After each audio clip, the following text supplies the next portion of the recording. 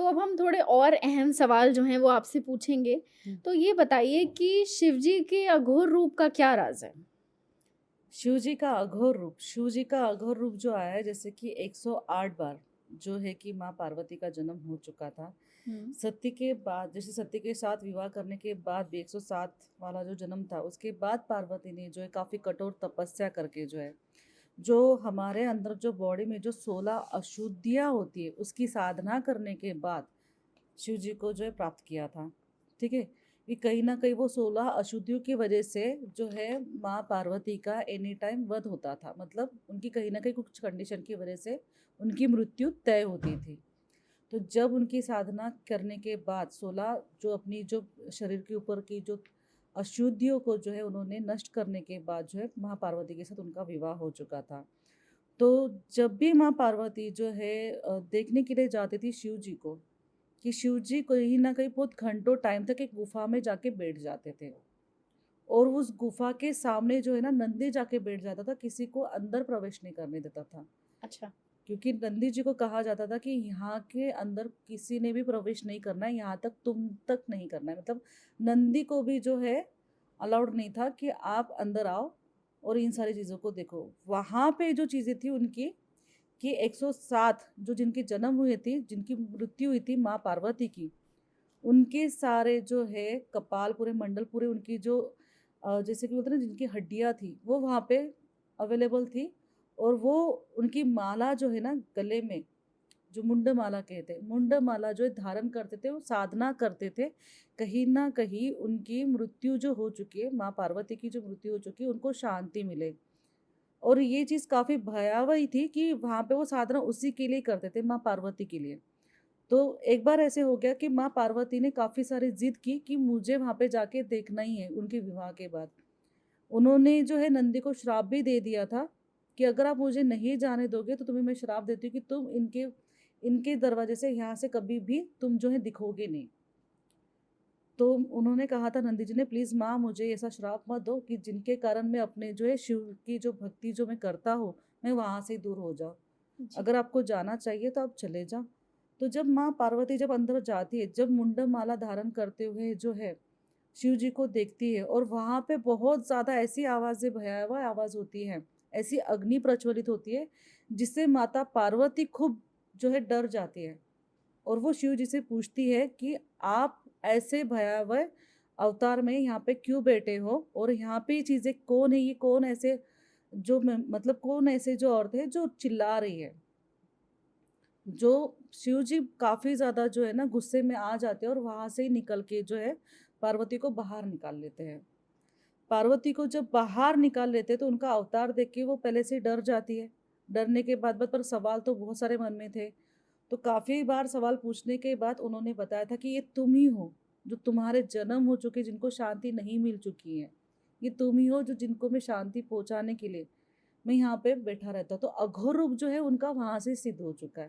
जिनको अघोर रूप कहा जाता है, जिनके ऊपर भस्मी लगाई जाती है। तो वो जो थे कि माँ पार्वती की जो इतने सालों की जो मतलब उनकी मृत्यु की बाद की जो भस्मी थी, वही लगाना जो उनके ऊपर चलता था। और इसलिए वो यहाँ कहीं पर भी हाँ, हम शिव पार्वती का प्रेम देख सकते प्रेम हैं। देखते हैं, कहीं न कहीं सोल एनर्जी भी देखते हैं और वही भस्मी जो है अभी जैसे बोलते हैं ना कि उनके जो भक्ति साधना जो करते हैं, जिनके भाव भक्ति से पूजा की जाती है, जो उनकी श्रद्धा से काफ़ी ज़्यादा पूजा करते हैं, जो अघोरी होते हैं, जो उनकी काफ़ी तपस्या कर चुके हैं, काफ़ी लोग जो कितने साल से पहले के लोग थे तो काफ़ी तपस्या करते थे, उनकी राख जो है शिव जी के ऊपर लगाई जाती है, सेम वही कंसेप्ट होता है। इसलिए उनके लिए कहते हैं कि अघोर के देवता अघोरी जो है महाकाल महाकाल को प्रज्वलित किया गया जो उज्जैन में जाके स्थित है। उनके ऊपर भी आज भी ऐसी स्थिति जो है, जो सुबह की भस्म आरती होती है ना, हुँ। सुबह की भस्म आरती से ऐसे होता है कि जहाँ पे शमशान पे जाके जो लोग जलते हैं, चिता जलती है, उनकी आधी राख जो होती है ना, सब लोगों की मिला के आधी राख मिला के शिव जी के ऊपर चढ़ती है। अच्छा। मतलब वहाँ पे जिनकी भी मृत्यु होती है, जहाँ से भी राख ली जा रही है, वो काफ़ी मतलब ऐसे सोच सकते हैं कि जिन्होंने बहुत ज़्यादा काफ़ी बड़ा उद्धार किया हो, जिनकी भस्मी उनको चढ़ रही है। अच्छा। यस, महाकालेश्वर मंदिर में। महाकालेश्वर मंदिर में। जी, तो पहले भी हमने जाना अघोर साधना के बारे में, तो एक सवाल मेरे मन में आता है कि अघोर जो अघोरी होते हैं, वो श्मशान में जाकर लाशों के बीच में ही क्यों जो है साधना करते हैं? उसके बारे में जानना चाहती देखो हूँ। शिव शक्ति सुना होगा, शिव है तो शक्ति है तो शिव है, नहीं तो शव है।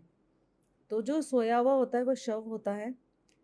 शव के ऊपर बैठ के शक्ति की साधना की जाती है, जो शिव शक्ति की साधना होती है। और शिव शक्ति साधना करने के बाद ये होता है कि जो भी आत्मा होती है, जो भी सोल होती है, किसी किसी को आत्मा को बहुत जल्दी बोलते हैं ना कि तृप्त होकर मोक्ष मिल जाता है, जिनको नहीं मिलता है तो उनकी सोल जो है अघोरी इस्तेमाल करते हैं।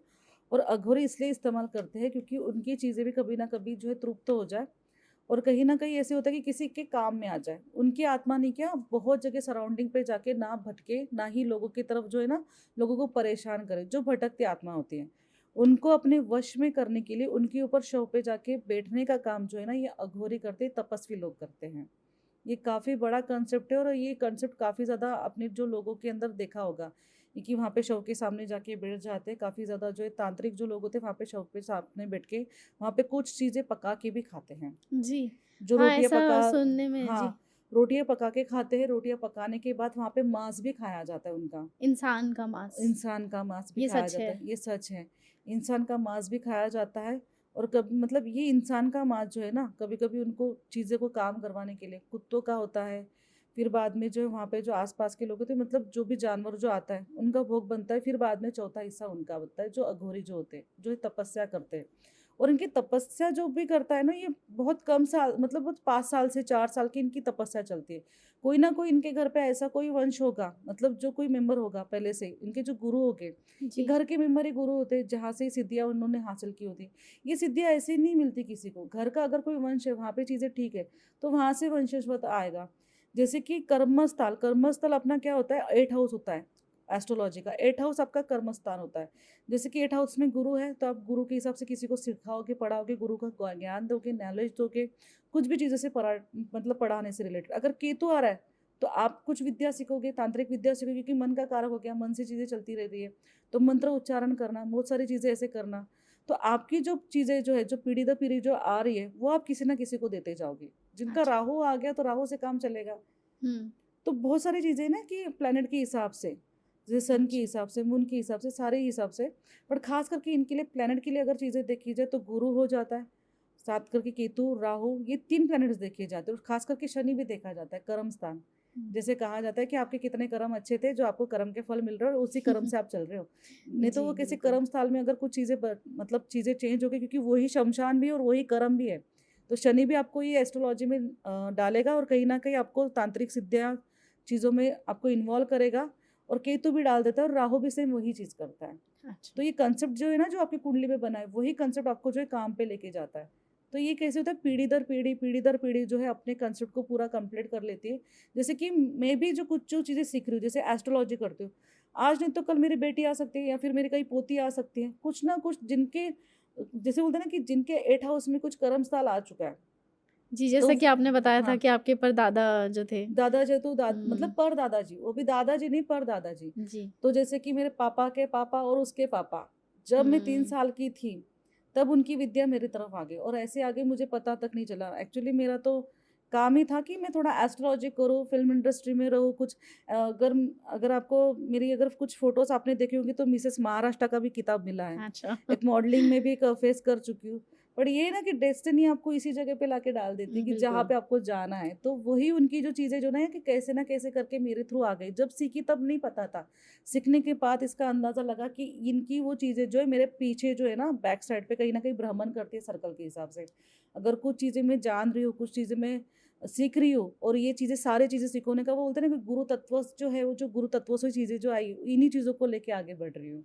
तो गुरु अच्छा, तत्व से ही चीज़ें आ जाती है कि आपके पीछे बैक साइड पे कौन-सा गुरु तत्व है, वो गुरु ही आपको रहे ना रहे, अभी मैं भी ज़िंदगी में रहूँ ना रहूँ, पर मेरे आगे जो बंदा रहेगा, मुझे उसको बोलते हैं ना कि सहारा देना पड़ेगा, सपोर्ट देना, कहीं न कहीं मेरी सोल तो सपोर्ट करेगी। इसलिए ये होता है ना कि जो साधना करते हैं, जो शव के ऊपर बैठते हैं, तो उनकी कुछ चीज़ें जो है ना, उनको चाहिए होती है। जी, ठीक है? ओके, जैसे कि रावण को 10 जगहों का कहा जाता है, जो दसों दिशा होने के बावजूद भी उन्होंने सीता का हरण किया था। ठीक है? वो क्यों किया था? क्योंकि 2 दिशाएँ बाकी थी ना, अच्छा, ठीक है? और सीता को जब हरण करने का उनका कुछ गलत इंटेंशन नहीं था, अगर वो सीता को बहुत अच्छे तरीके से प्राप्त कर लेते थे, क्योंकि सीता माँ थी उनके लिए, ठीक है? उन्होंने कभी उनको पत्नी का दर्जा या फिर पत्नी के नज़रिए से बिल्कुल भी नहीं देखा। जब उठा के लाए थे, तब उनको पत्नी की नज़र से भी कभी उन्होंने देखा नहीं, उनको एक माँ के रूप में ही देखा है। तो उनको ये था कि अगर माँ की कृपा मिल जाए, क्योंकि कहीं न कहीं फीमेल्स एनर्जी कुछ भाग को कंप्लीट करने के लिए चाहिए थी। तो जब रावण ने जब उनको जब उठा के लगे तो उनकी सिर्फ़ इंटेंशन ये थी कि मुझे 10 तो अवतार मिल चुके, 10 को दसों दिशाओं के भाग तो मुझे मिल चुके, सिर्फ़ 2 दिशा बाकी थी। ऐसा ही कांसेप्ट चला है हमारा हनुमान जी का, जी। ठीक है? जो उनके पास 6 सिद्धियाँ होने के बावजूद भी कुछ 4 सिद्धियाँ बची थी। तो ये 4 सिद्धियाँ जो सिद्ध करने के लिए जो है उन्होंने जो है सूर्य देवता की जो पुत्री थी, उनके साथ उनका विवाह हुआ था। लगे तो दोनों भी जो है जैसे कि हनुमान जी थे और हनुमान जी के साथ-साथ उनकी पत्नी भी जो थी ये साधना ही कर रहे हैं, आगे भी चल के। पर ये साधना में कहीं न कहीं सपोर्ट चाहिए था, उनको और एनर्जी की प्राप्ति चाहिए थी। 9 जैसे कि 9 जो और दिशाओं के बारे में या फिर और कुछ चीज़ों के बारे में ग्रहण उनको करना ही था, तो उन्होंने इसलिए विवाह कर लिया था। इसलिए वही कांसेप्ट था रावण का भी, कि सेम उनको भी माँ सीता इसलिए चाहिए थी कि 2 जो दिशाएँ का जो उनको जो चीज़ें एक्सेप्ट करनी थी, जैसे दसों दिशाओं का पूरा जो कांसेप्ट था उनके पास था, सिर्फ़ हुँ। 2 ही दिशा बाकी पड़ी थी। तो बस वो चीज़ हो जाती तो उनके पास 12 दिशाओं का पूरा कांसेप्ट होता था, क्योंकि जब हम वास्तु पुरुष का काम करते हैं, वो रावण में ही आता है, आज भी। वास्तु पुरुष को रावण के हिसाब से ही देखा जाता है और काफ़ी सारे साउथ में इनकी पूजा होती है। जब उनकी नाभि चक्र पे जो नाभि चक्र पे अगर आप बिलीव नहीं करोगे, वहाँ पे साउथ सिस्टम में, वहाँ पे ब्रह्मा, विष्णु, महेश का जो है एक स्तंभ डालते हैं। जो यहाँ पे काफ़ी ज़्यादा जो है महाराष्ट्र में भी आजकल ये चीज़ें हो चुकी है, पर कुछ-कुछ जगह पे ये स्थापना चीज़ें अभी हो रही है जिनको पता है। और अभी भी कभी-कभी थोड़ा-सा मुझे ये दिखता है कि नॉर्थ साइड में कंसेप्ट अभी तक नहीं आया है, कि जैसे कि आपका जो हाउस रहेगा उसकी नाभि चक्र को कंसेप्ट को लेके देखा जाता है और उसी में ही जो है ब्रह्मा, विष्णु, महेश का तीनों का स्तंभ डाला जाता है। बहुत बड़ा वुडन का स्तंभ होता है। जब वो डालते हैं तो आपके घर पे कोई भी नेगेटिविटी, कोई भी ब्लैक मैजिक, कुछ भी वशीकरण अच्छा। और आपके घर की एनर्जी इतनी पॉजिटिव हो जाती है कि आपके पास मनी फ्लो हो जाता है। आपको पेट में दर्द, बॉडी में दर्द होना, कुछ भी चीज़ें नहीं होती। आप काफ़ी टाइम तक, काफ़ी समय तक वहाँ पे अपना समय काफ़ी अच्छा बिता सकते हैं। खुशहाल वाला ज़िंदगी आप बिता सकते हैं। अच्छा, तो ये एक तरह की रेमेडी भी हो गई जो लोग ऐसी किसी चीज़ से परेशान हैं। यस। तो यहाँ पर हमने जाना अघोरी के बारे में, तो थोड़ा-सा हम यहाँ पर और जानना चाहेंगे कि अघोरी जो होते हैं उनकी क्या शक्तियाँ होती हैं? किस तरह की शक्तियाँ उन्हें प्राप्त होती हैं? अघोरी की जो शक्तियाँ हैं, ये अघोरी की शक्तियाँ इतनी मतलब बहुत इतनी पावरफुल होती है कि आपको देख के अगर आपकी चीज़ों को लेके पहचान लेंगे, आपका पूरी बॉडी एनर्जी को पहचान लेंगे कि आप कहाँ जाके आए हो, आप क्या करके आए हो, आपने आप में क्या एनर्जी बसी पड़ी है, आपको देख के ही सारी चीज़ें पहचान लेंगे। मतलब जस्ट एक पल में वो ये हमारा जो पास्ट है या हमारे प्रेज़ेंट है, आस-पास क्या फ्यूचर चीज़ें है, हैं, सब जान सकते आपका हैं। कितना जन्म है, आप उनको कुछ बोलते हैं ना कि कुछ हिस्ट्री लेके कुछ देखने की भी ज़रूरत नहीं होती, आपका नाम भी बता सकते हैं। जिन्होंने काफ़ी अच्छी साधना की है, वो नाम भी बता देते हैं आपका। जी। अघोरी साधना ऐसी होगी कि आपका नाम तक, जैसे अगर कुछ घर पे भी जाएँगे, कुछ दिशा में भी जाएँगे, तो उस जगह की पूरी चीज़ों को लेके परख लेना, कहाँ पे आत्मा है, कहाँ पे सोल है, कहाँ पे चीज़ें क्या भटक रही है, लड़की कहाँ से भटक के आई है, लड़की कहाँ जा रही है, घर पे क्या विवाद चल रहा है आपके, जहाँ पे घर पे रह रहे हैं, वहाँ पे क्या चीज़ों को लेके अड़चन हो रही है, सारी चीज़ों को लेके उनको हवा सारी चीज़ों को पता होता है। बट ये है कि जहाँ पे जाना है वहाँ पे ही जाएँगे, नहीं तो नहीं जाएँगे। ये इनके मन की चीज़ें होती हैं। वो कहते हैं कि जब तक हमें महादेव का आदेश नहीं आता, तब तक हम नहीं जाएँगे। अच्छा। तो उनके आदेश पे चीज़ें चलती हैं। वो मेडिटेशन से, साधना से सिर्फ़ एक ही चीज़ देते हैं कि मुझे जाना है या नहीं जाना है। अघोर साधना ऐसी होती है कि आपको पूरा आपके पूरे पिछले आगे क्या होने वाला है, पीछे क्या हो चुका है, आप किसके साथ है, आपका मतलब आपकी फैमिली कैसे होने वाली है, आपकी फैमिली कैसी है, सारी चीज़ें आपको बता देता है। अच्छा। ये मतलब ये होता है कि आपका पूरा इन फ्यूचर सारी चीज़ों को लेके, कांसेप्ट को लेके पूरे क्लियर होते हैं ये। अघोर साधना में और काफ़ी ये ज़्यादा सब ये ताकत है। सिद्ध कर लेते हैं हम यस, यस, यस। सभी चीज़ों आपको की। अवेयरनेस भी करवाते हैं। काफ़ी सारे लोगों ने क्या होता है कि जो अघोर जो होते हैं ना, इनको इनको अपना गुरु मान के नहीं, कि अपने पास ऐसे नहीं क्या बोलते हैं ना कि साधना लेके नहीं क्या, गुरु गुरु दीक्षा लेके काफ़ी सारे लोग बैठे हैं एस्ट्रोलॉजी में भी। एस्ट्रोलॉजी में भी काफ़ी फ़िल्म इंडस्ट्री में भी लोग हैं, जो अघोर को लेके बैठे हैं। अच्छा। जो अगर कुछ भी काम करना हो या फिर कुछ भी परेशानी हो, तो उनको फ़ोन लगा के पूछ लेते कि हमें ये परेशानी है, तो हमारा काम होगा कि नहीं होगा। क्योंकि काफ़ी जितने भी बड़े रिच पर्सनैलिटी के लोग हैं, ये काफ़ी ज़्यादा लोग जो है अघोरी के पास ही जाते हैं, कहीं और नहीं जाएँगे। हुँ, क्योंकि हुँ। उनको पता है कि वो 2 मिनट में थर्ड आई चक्र इनकी इतनी स्ट्रॉन्ग होती है, क्योंकि मेडिटेशन होता है। मेडिटेशन होने के बाद साधना उनकी में रहते हैं साधना हमेशा में से। रहते हैं, तो उनको पता है कि उनको बैलेंस कैसे रहना है, उनके कभी इमोशन कभी डगमगाते नहीं दिखेंगे। वो स्थिर होके पहचान लेंगे कि आपके पास चीज़ें क्या हो रही हैं। अगर आपने फ़ोन भी नहीं किया, अगर आप किसी गंभीर स्थिति में, तो उनको पता चल जाता है कि आपकी परिस्थिति कहाँ पे और कहाँ चीज़ें खराब होने वाली हैं। ये वो यहाँ से ऐसे चीज़ें मतलब मंत्र बोल देंगे कि आपकी वहाँ पे चीज़ें ठीक हो जाएँगी। आपको कुछ करना ही नहीं पड़ता है। इतने पावरफुल जो है पावरफुल अघोरी। एनर्जी होती है, वो कुछ भी कर सकते हैं। अच्छा, तो आपने हमें तांत्रिक साधना के बारे में बताया, आपने हमें अघोरी साधना के बारे में बताया। हुँ। काफ़ी जानकारियाँ दी, तो यहाँ पे एक सवाल मेरे मन में आता है कि ये तंत्र और मंत्र में क्या फ़र्क होता है? तंत्र और मन की चीज़ें, जैसे तंत्र हो गया, जैसे कि तंत्र साधना ये होती है कि तंत्र से आप चीज़ों को लेके एक तंत्र मतलब होम हो गया, हवन हो गया, ठीक है? जैसे कि आपने शिव जी की पूजा कर ली या फिर कृष्ण जी की पूजा करवा ली, जैसे कि सत्यनारायण हो गया, ये जी। तंत्र में आते हैं, अच्छा। ठीक है? मंत्र चीज़ें ऐसी होगी कि मंत्र आप जब भी मंत्र मतलब चांटिंग करते हो, नामस्मरण करते हो, जैसे आपको कहीं बाहर निकलना है, आपने 108 की माला पढ़ ली और रख दी, तो ये हो गया मंत्र। मंत्र मतलब मन से जोड़ने वाला मंत्र। और तंत्र हो गया जो हम पूजा करते, कर्म कांड करते, पूजा कर्म कांड की दोनों चीज़ें इसमें स्थापित हो जाती है। तंत्र से चीज़ें जब बढ़ती है जब आप मंत्र साधना को बढ़ाते हो। जब मंत्र साधना मतलब आप 1.25 लाख जप कर लेते हो, 1.25 लाख से ज़्यादा जप करने लग जाते हो, तब वो तंत्र में चीज़ें हो जाती है। इसका मतलब मंत्र साधना पहले आती है और तंत्र बाद में। तंत्र बाद में मतलब मंत्र से जो है अपग्रेड हो जाता है तंत्र में। मतलब यहाँ पे अभी ऐसी चीज़ हो गई कि कोई-कोई साधना करके जैसे मैं कह सकती हूँ कि किसी ने 1.25 लाख जप करके रख लिया। 1.25 लाख जप करने के बाद सिर्फ़ अगर उसने एक ही माला फिरो दी, जहाँ पे बैठा है, तो एक माला फिरोने के बाद वो तंत्र पे चली जाती है। मतलब इसका रिज़ल्ट काफ़ी ज़्यादा हो जाता है। कभी-कभी आपने देखना कि ग्रहण स्थिति में जब ग्रहण होता है, तो कहा जाता है कि एक मंत्र जो है ना 100 के बराबर होता है। जी। क्यों होता है? तब तंत्र साधना ज़्यादा चलती है। तंत्र को लेके ज़्यादा चीज़ें चलती है। जब तंत्र मतलब मतलब किसी भी तरीके का सूर्य ग्रहण या चंद्र हाँ, ग्रहण पड़ता है। तंत्र मतलब अगर कहा जाता है, तंत्र मतलब जैसे इलेक्ट्रॉनिक आइटम है, कंप्यूटर हो गया, जैसे जो हम काम नहीं कर सकते, हम कंप्यूटर पे बैठ के काम कर रहे हैं, तो कंप्यूटर से चीज़ें फास्ट हो रही है। तो मंत्र साधना मतलब हमने अपने ऊपर काम कर लिया, बस एक ही मंत्र बोलना है जो वो सामने वाला कर लेगा।